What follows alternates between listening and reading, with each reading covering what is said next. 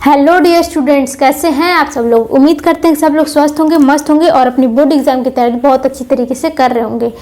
तो फ्रेंड्स, आपके board exam की तैयारी में चार चांद लगाने के लिए हम आज फिर से लेकर आए हैं एक बहुत ही प्यारे वीडियो के साथ। हाँ जी, इस वीडियो में हम केमिस्ट्री को डिस्कस करेंगे। केमिस्ट्री के पूरे बुक से सिर्फ 10 रिएक्शंस हम यहाँ पे डिस्कस करेंगे और ये 10 रिएक्शंस महा इम्पोर्टेंट जिसको बोला जाता है वो महा इम्पोर्टेंट रहेंगे। तो आप लोग ये सारे जिसमें 10 रिएक्शंस बताए जा रहे हैं ना, इन 10 रिएक्शंस को आप लोग एकदम क्रिस्टल क्लियर रूप से माइंड में बैठा लेना और इन सारे रिएक्शंस को दिन में 3 से 4 बार प्रैक्टिस जरूर करना। बहुत ईजी है, एक लाइन के होते हैं, याद हो जाएंगे। तो चलिए टाइम को बर्बाद ना करते हुए अपने रिएक्शंस की तरफ बढ़ते हैं। तो फ्रेंड्स, जो अपना फर्स्ट रिएक्शन है वो है वुड्स रिएक्शन। तो वुड्स रिएक्शन बहुत ही सिंपल और इजी रिएक्शन है। तो चलिए देखते हैं कौन सा रिएक्शन। देखो, इसमें 2 टाइप से पूछा जा सकता है।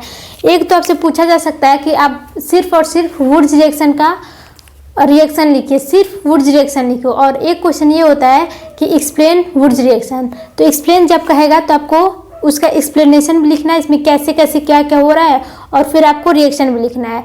ठीक है, तो चलिए हम एक्सप्लेन भी कर देंगे और रिएक्शन भी बता देंगे क्या होता है इसमें। देखो, वुड्स रिएक्शन क्या होता है। वुड्स रिएक्शन में ये होता है कि 2 मॉलिक्यूल एल्किल हैलाइड रहते हैं। एल्किल हैलाइड के 2 मॉलिक्यूल सोडियम के साथ, सुनना ध्यान से, 2 मॉलिक्यूल एल्किल हैलाइड का सोडियम के साथ in the presence of dry ether reaction करते हैं, तब हमें एल्केन प्राप्त होता है। नहीं समझ में आया? चलो देखते हैं।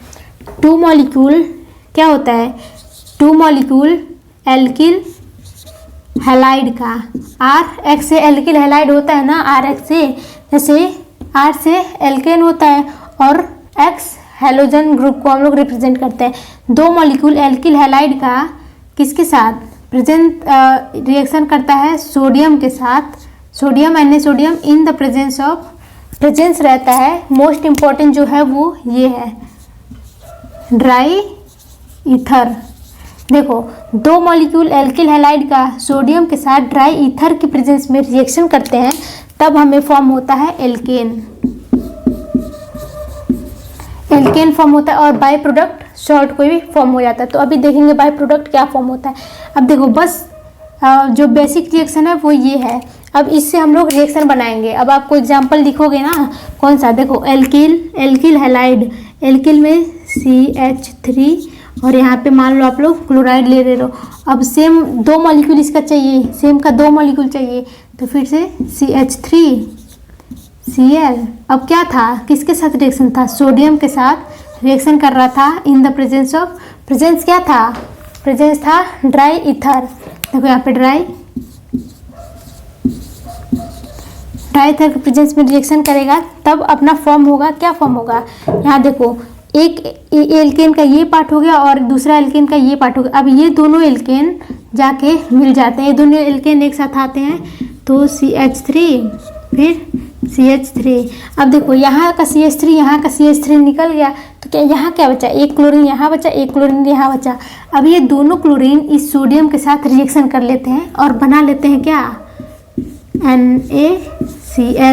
NaCl सॉल्ट बना लेते हैं, सॉल्ट बना लेते हैं। अब देखो यहाँ पे क्लोरीन 2 थे ना, क्लोरीन 2 थे, तो यहाँ पे 2 NaCl। अब देखो, रिएक्शन बैलेंस है क्या, रिएक्शन बैलेंस नहीं है। क्यों नहीं है, क्योंकि यहाँ पे भी सोडियम के 2 मॉलिक्यूल चाहिए, तब जाके 2 मॉलिक्यूल बराबर होगा। बस यही है आपका क्या, वुड्स रिएक्शन। वुड्स रिएक्शन में क्या है, क्या लिखना चाहो तो क्या लिखोगे, एक्सप्लेन करने को बोल देगा, 2 molecule of alkyl halide react with sodium, 2 molecule of alkyl halide react with sodium in the presence of dry ether. बेटा ये कभी मत भूलना, ड्राई ईथर लिखना कभी मत भूलना। किसी भी रिएक्शन का मेन जो कंपोनेंट होता है वो इसका, ये ड्राई ईथर यहाँ पे कौन सा काम करता है, ड्राई ईथर यहाँ पे काम करता है रिएक्शन को बढ़ाने या फिर घटाने का। ठीक है, उसे कहते हैं, उसे क्या कहते हैं, अच्छा यहाँ पे जो चीज़ लिखी रहती है उसे क्या कहते हैं वो आप लोग कमेंट में बताना।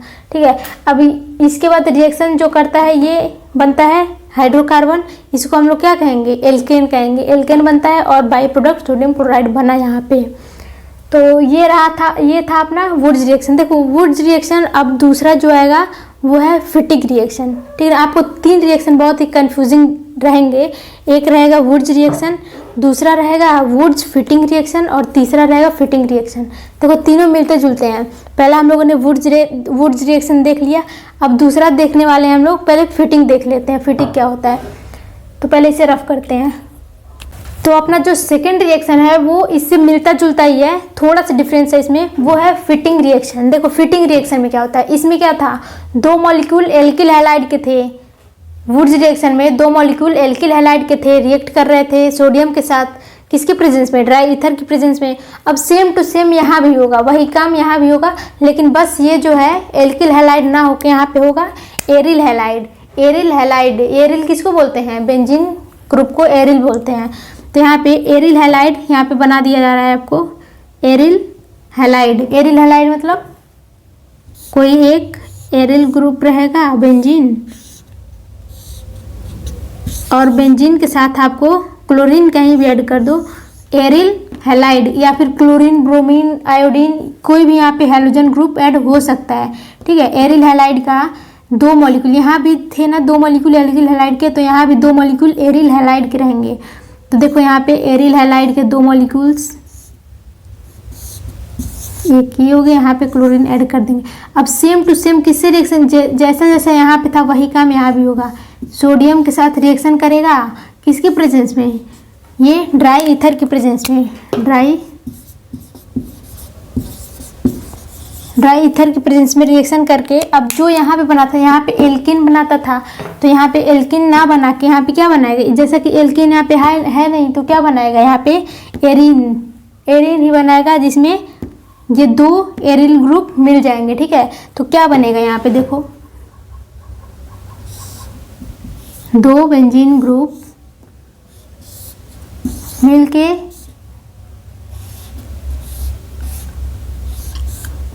देखो यहाँ पे दोनों एल्केन मिल जा रहे थे, दोनों एल्केन मिल जा रहे हैं, यहाँ पे दोनों एरिन मिल जाएंगे। अब फिर यहाँ पे वहाँ पे जो कांड होता था NaCl के साथ रिएक्शन करके क्या बनाता था, NaCl। बस देखो कितना डिफरेंस है, कुछ नहीं डिफरेंस है, बस यहाँ पे एल्किल हैलाइड के दो मॉलिक्यूल थे, यहाँ पे एरिल हैलाइड के दो मॉलिक्यूल हैं। अब ये था वुड्स रिएक्शन, ये है फिटिंग रिएक्शन। अब जो नेक्स्ट रिएक्शन आएगा वो आपका वो होगा Wurtz Fittig reaction. Wurtz Fittig reaction देखो यहाँ पे वुड्स रिएक्शन में दो मॉलिक्यूल एल्किल हैलाइड के थे, फिटिंग रिएक्शन में दो मॉलिक्यूल एरिल हैलाइड के रहेंगे। अब दोनों मिला के हम लोग पढ़ेंगे कौन सा, वुड्स फिटिंग रिएक्शन। अब वुड्स फिटिंग रिएक्शन में दोनों रहेंगे, दो मॉलिक्यूल तो रहेंगे। अब दो मॉलिक्यूल रहेंगे कौन कौन से, यहाँ पे दो एक ही थे, यहाँ पे दो ये थे। अब यहाँ पे जो वुड्स फिटिंग रिएक्शन है उसमें एक एरिल हैलाइड रहेगा और एक रहेगा एल्किल हैलाइड। तो चलो देखते हैं कैसे होता है वो रिएक्शन। जो आपका थर्ड रिएक्शन है वो है वुड्स फिटिंग रिएक्शन। देखो वुड्स फिटिंग रिएक्शन में क्या होगा, ये भी बहुत ज़्यादा सिंपल और इजी रिएक्शन है। इस रिएक्शन में भी यही होगा कि एक एल्किल हैलाइड का ग्रुप रहेगा, एक एल्किल हैलाइड और दूसरा रहेगा एरिल हैलाइड। देखो यहाँ पे बेंजीन को AR से हम लोग एरिल से रिप्रेजेंट कर सकते हैं। अब सेम टू सेम यहाँ पे क्या था, सोडियम के साथ रिएक्शन कर रहा था, सोडियम के साथ रिएक्शन कर रहा था किसके प्रेजेंस में, ड्राई ईथर के प्रेजेंस में। यहाँ पे ड्राई ईथर, देखो यहाँ पे ये ड्राई ईथर लिखना है। यहाँ पे जो चीज़ लिखा जाता है ना, कैटलिस्ट जो लिखा जाता है, ये कैटलिस्ट आप लोग कभी नहीं भूलोगे, क्योंकि ये सब तो बच्चे सब याद कर लेते हैं, लेकिन कैटलिस्ट मोस्ट इंपॉर्टेंट होता है। कैटलिस्ट लिखना कभी नहीं छोड़ा जाता है, कैटलिस्ट रहेगा नहीं। देखो कैटलिस्ट अगर रिएक्शन सेम है, कैटलिस्ट आप लोग चेंज कर दोगे तो पूरा का पूरा रिएक्शन ही चेंज हो जाएगा, भले ही उसमें कंपाउंड सेम रहे। कोई भी रिएक्शन में कंपाउंड सेम रखोगे, लेकिन कैटलिस्ट आप लोग चेंज कर दोगे तो उससे पूरा का पूरा रिएक्शन ही चेंज हो जाएगा। इसलिए कैटलिस्ट याद करना बहुत ज़रूरी है।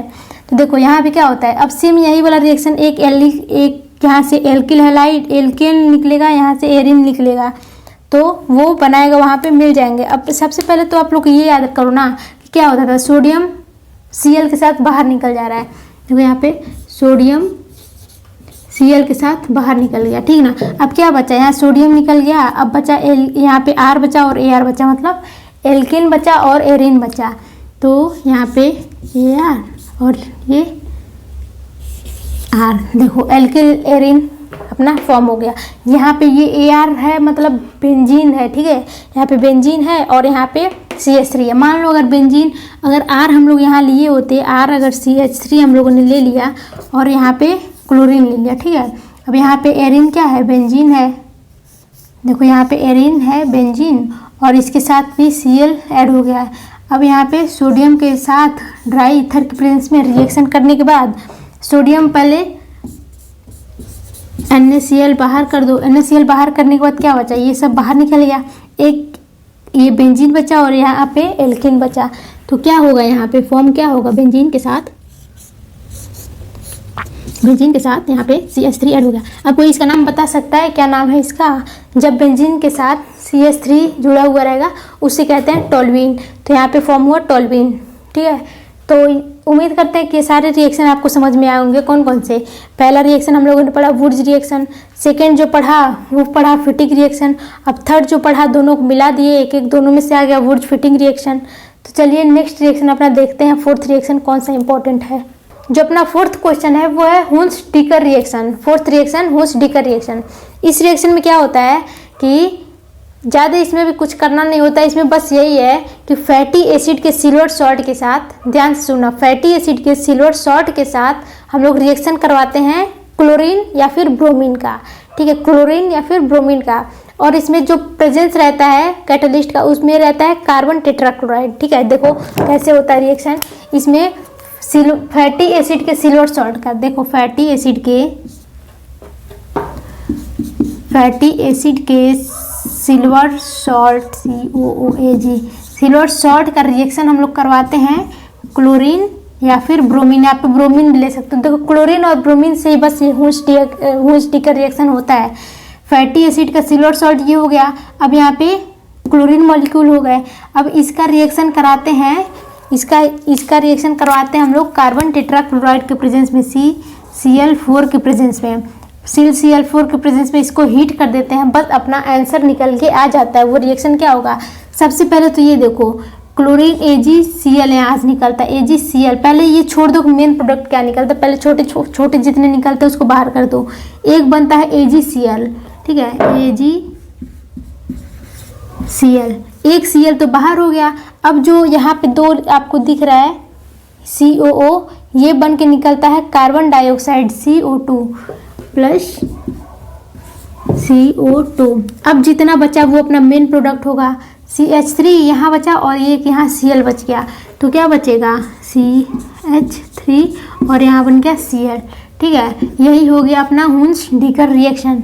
हुंस-डीकर रिएक्शन में क्या था, कोई फैटी एसिड का सिल्वर सॉल्ट था, फैटी एसिड का सिल्वर सॉल्ट, इसको क्लोरीन या फिर ब्रोमीन के साथ हम लोग रिएक्शन करवा देते हैं, क्लोरीन या फिर ब्रोमीन के साथ रिएक्शन करवाते हैं। इसमें मेन जो कैटालिस्ट रहता है वो रहता है कार्बन टेट्राक्लोराइड CCl4, और उसके बाद एक हम लोग को फॉर्म होता है, ये सारी चीज़ें फॉर्म होती हैं, क्या होती हैं, ये एल्किल क्लोराइड हो गया, एल्किल क्लोराइड या फिर एल्किल ब्रोमाइड भी हो सकता है अगर यहाँ पे हम लोग ब्रोमीन ले तो।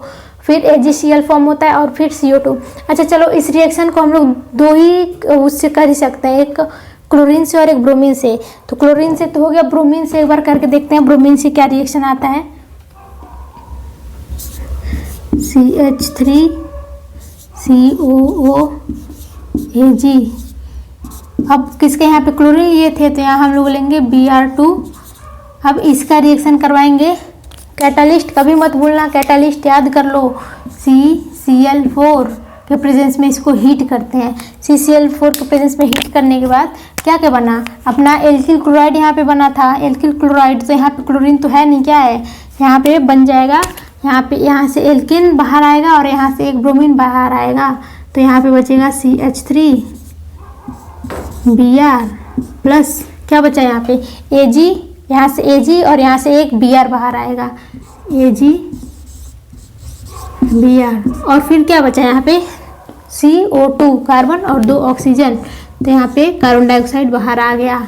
तो देखो ये रहा अपना हुंस-डीकर रिएक्शन। ये हुंस-डीकर रिएक्शन बस ध्यान से सुनो, केवल क्लोरीन और ब्रोमीन के साथ ही होगा, और इसमें जो कैटालिस्ट का प्रेजेंस होगा उसमें कौन सा रहेगा CCl4। यहाँ पे CCl4 हीट कर दोगे, बस हुंस-डीकर रिएक्शन आपका सारा रिएक्शन निकल के आ जाएगा। तो चलो अपना नेक्स्ट रिएक्शन देखते हैं कौन सा है इम्पॉर्टेंट। तो अपना नेक्स्ट रिएक्शन है वो है फ्रीडल क्राफ्ट रिएक्शन। देखो फ्रीडल क्राफ्ट रिएक्शन में क्या होता है, फ्रीडल क्राफ्ट रिएक्शन में ये होता है, इसमें बेंजीन रिएक्ट करता है, बेंजीन रिएक्ट करता है एल्यूमिनियम क्लोराइड के प्रेजेंस में, एल्यूमिनियम क्लोराइड के प्रेजेंस में बेंजीन रिएक्ट करता है किसके साथ, एल्किल क्लोराइड के साथ, एल्किल क्लोराइड या फिर मेथिल क्लोराइड आप लोग बोल सकते हो। ध्यान से सुनो, इसमें बेंजीन रिएक्ट करता है मेथिल क्लोराइड के साथ in the presence of aluminium chloride, तब हमें फॉर्म होता है टोल्यूइन। देखो कैसे फॉर्म होता है, फ्रीडल क्राफ्ट रिएक्शन में क्या होता है, इसमें बेंजीन रिएक्ट करता है, बेंजीन, एक बेंजीन बना लिए। बेंजीन का रिएक्शन हम लोग एल्यूमिनियम क्लोराइड के प्रेजेंस में वो अभी लिखेंगे।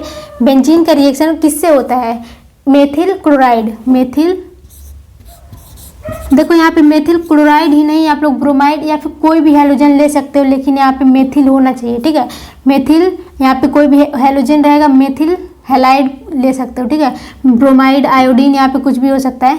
एक बेंजीन हो गया, एक मेथिल क्लोराइड हो गया। अब इसमें जो मोस्ट इम्पॉर्टेंट जो प्रेजेंस रहता है उसका कौन सा रहता है, एल्यूमिनियम क्लोराइड। यहाँ पे कैटालिस्ट का काम करता है AlCl3। देखो यहाँ पे वुर्ज डिकर रिएक्शन में CCl4 था, वो जो हम लोग वुर्ज रिएक्शन पढ़ रहे थे, वुर्ज रिएक्शन, वुर्ज फिटिक रिएक्शन और फिटिक रिएक्शन, उसमें कौन से थे, उसमें कौन से थे, ड्राई ईथर का क्या क्या काम कर रहा था, ड्राई ईथर काम कर रहा था अपना कैटालिस्ट का। देखो कैटालिस्ट कभी मत भूलना, कैटालिस्ट जरूर याद कर लेना, ये बहुत आप लोग को बार बार बताया जा रहा है। फ्रीडल क्राफ्ट रिएक्शन में कैटालिस्ट एल्यूमिनियम क्लोराइड होता है। अब देखो इसका रिएक्शन करने के बाद बेंजीन रिएक्ट करता है मेथिल क्लोराइड के साथ एल्यूमिनियम क्लोराइड के प्रेजेंस में, तब बनता है यहाँ पे Cl बचा। अब देखो यहाँ पे पहले बेंजीन आप लोग बनाओ, यहाँ पे एक बेंजीन बन गया। इसके बाद अब देखो यहाँ ये CH3 है, वो टोल्यूइन बनाना है, क्योंकि बेंजीन के साथ CH3 रिएक्ट करेगा तो टोल्यूइन बनाएगा। अब देखो यहाँ जहाँ पे भी ऐड होगा वहाँ पे, यहाँ पे मान लो यहाँ पे एक H होगा, यहाँ पे दूसरा H होगा, 2 H होगा ना, हर जगह यहाँ पे 2 हाइड्रोजन होंगे।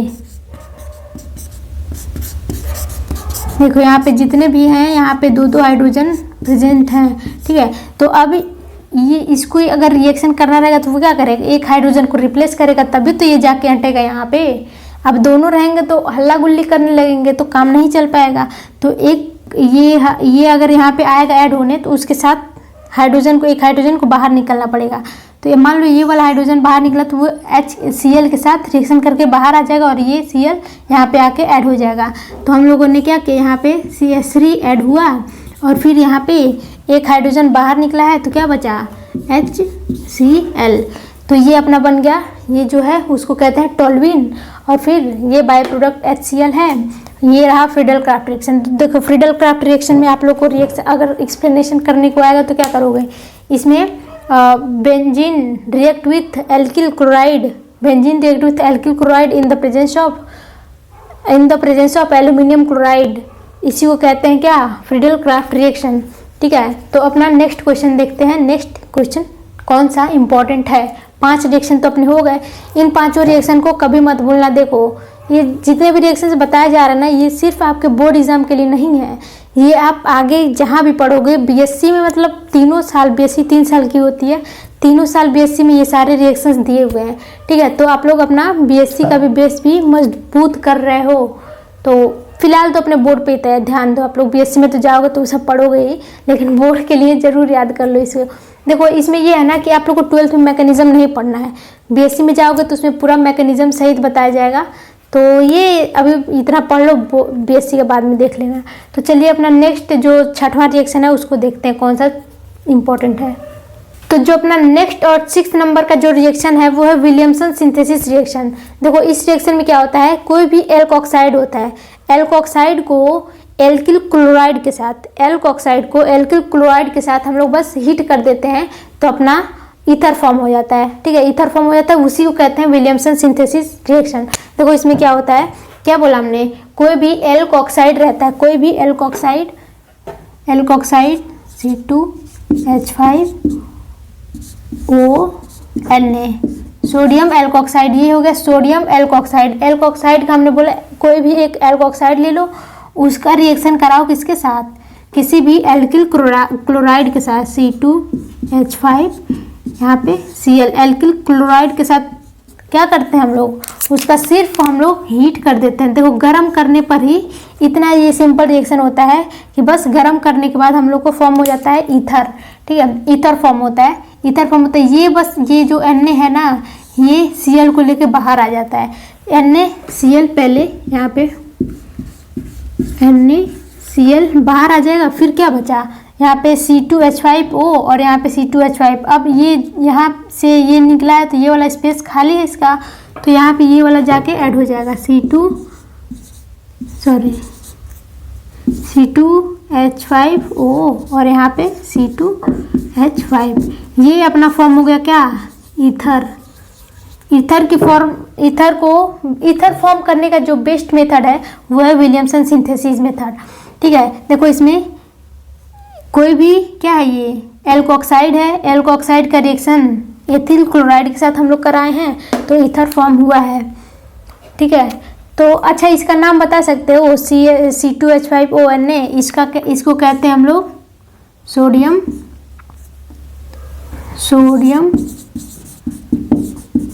Elk oxide.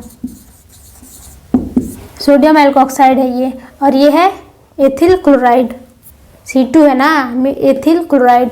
अब इसको हीट कराने के बाद ईथर फॉर्म होता है। यहाँ पे H5 है, ये देना C2H5O C2H5NaCl। तो ये रहा अपना विलियमसन सिंथेसिस।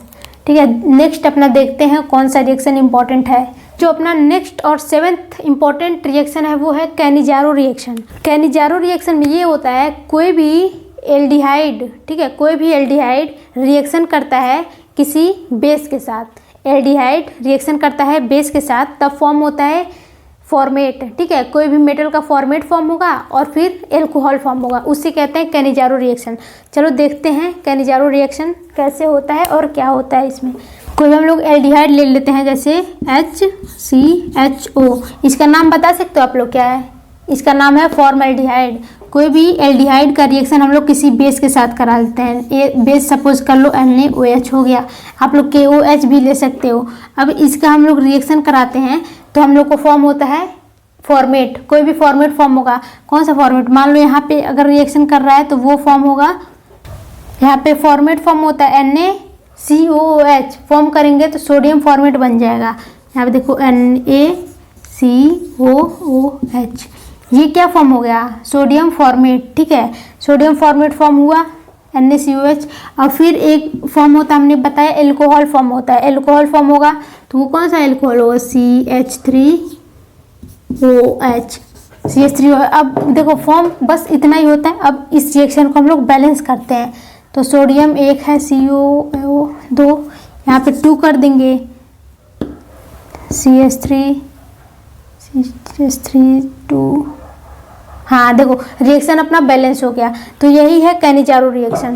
कैनिजारो रिएक्शन में क्या होगा, एक कोई आप लोग एल्डिहाइड ले लोगे, फिर एल्डिहाइड का रिएक्शन किसी भी बेस के साथ कराओगे, फिर अपना फॉर्म हो जाएगा सोडियम फॉर्मेट और फिर एल्कोहल फॉर्म होगा। इसे ही कहते हैं कैनिजारो रिएक्शन। देखो जो अपना नेक्स्ट 8 नंबर का जो रिएक्शन है वो है एल्डोल कंडेंसेशन रिएक्शन। ये रिएक्शन जो एल्डोल कंडेंसेशन है वो अपने प्रीवियस ईयर में 2024 में ये क्वेश्चन लॉन्ग क्वेश्चन में आया था।